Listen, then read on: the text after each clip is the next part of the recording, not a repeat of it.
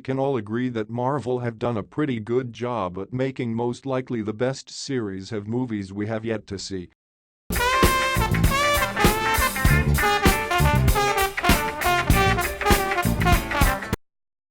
Oh, no, no, no, no.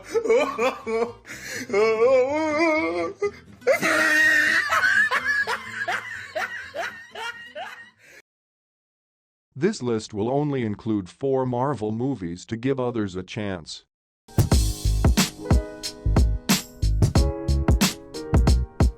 We're gonna be friends? Yeah. You wanna be my friend?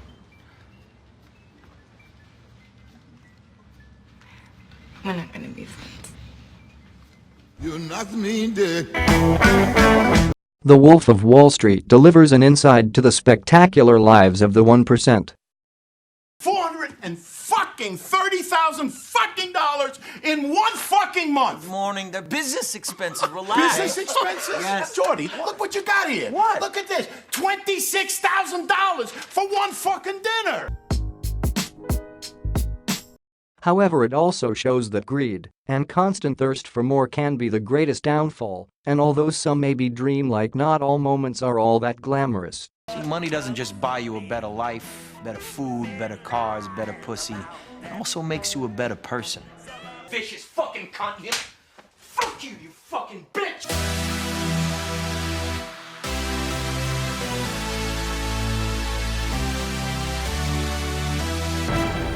Avengers!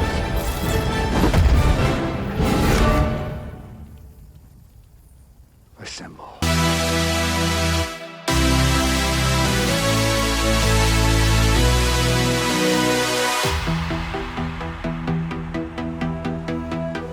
This movie has got everything we wanted.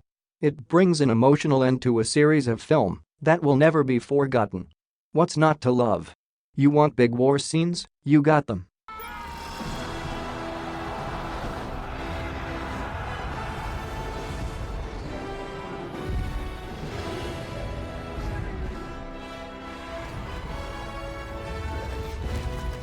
You want iconic moments? You got them.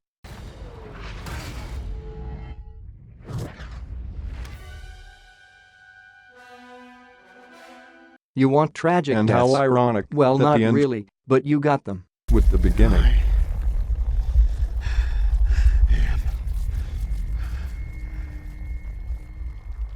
Iron Man. And how ironic that the end finished with the beginning.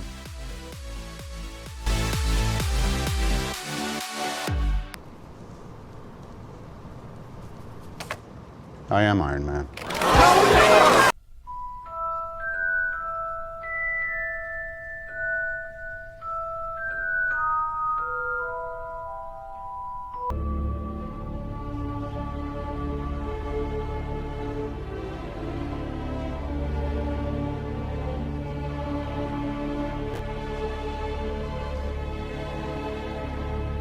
This Harry Potter film is another one for the century. A series of film that will never leave our hearts. J.K. Rowling transformed her books into a masterpiece, and this last of the Harry Potter movie franchise is the one to end it all. The 7-movie-long series comes to an end with emotion and deeply embedded stories jumping from the screen.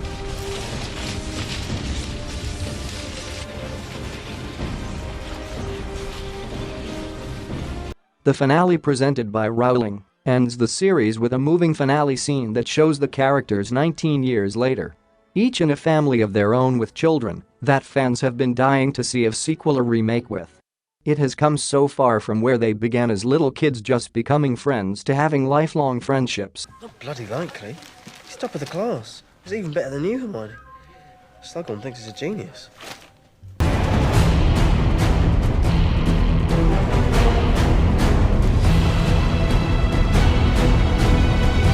The thing about Wonder Woman is that she was portrayed perfectly.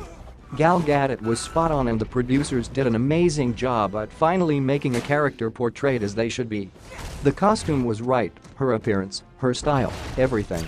This was also one of the few superhero movies released that embraced women and showed them as powerful, not just a side character.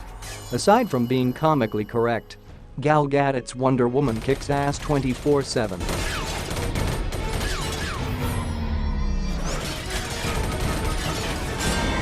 She also comes up against probably the coolest villain in the cinematic universe of movies that have been released so far.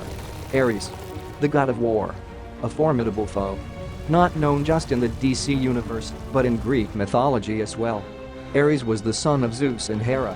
Ares' sister Athena was smarter and was the god of intelligence and often came up against Ares in battles like the Battle of Troy. Athena was with the Greeks, whilst Ares was humiliated with the Romans. Zeus saw great power in him, but often cast him away due to the darkness he had. Overall, a very well-made film.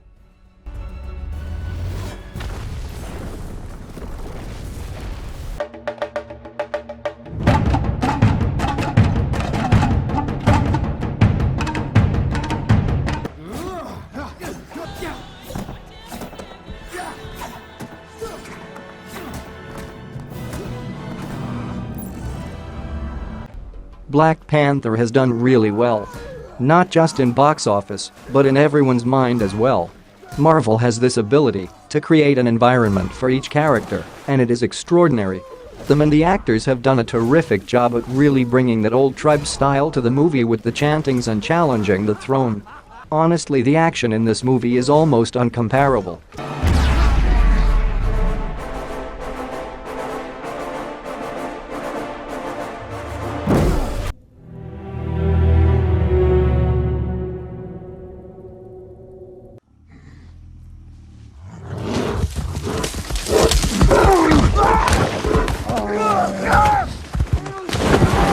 Believe it or not, this movie is in fact based on true events. An Oscar-winning performance by Leonardo DiCaprio alongside fellow peers like Tom Hardy and Paul Anderson. The Revenant is an immersive display of one man's journey of survival. On an expedition, Hugh Glass, played by Leonardo DiCaprio, was left to fend for himself when a dangerous beast attacks. This follows the true story of overwhelming pain, betrayal and most of all humanity's drive for survival. Portrayed perfectly throughout this life-changing experience.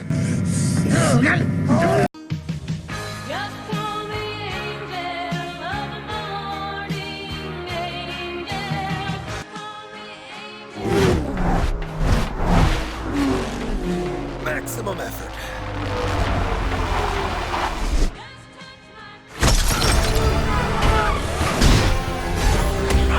I think that what people love the most about Deadpool as a character, apart from Ryan Reynolds' spot on depiction of him, is that although we all know that the average superhero either does not kill, no matter what, or gives it their maximum effort not to. Slade Wilson, otherwise known as Deadpool, seems to have complete disregard to that. He will just kill and kill to get what he wants, and the even funnier part, he still manages to get the audience to root for him throughout it all. And better yet, adds in that extra Deadpool comedy we all know and love. Wait! You may be wondering why the red suit. Well, that's so bad guys can't see me bleed. This guy's got the right idea. He wore the brown pants. Fine! I only have 12 bullets, so you're gonna have to share.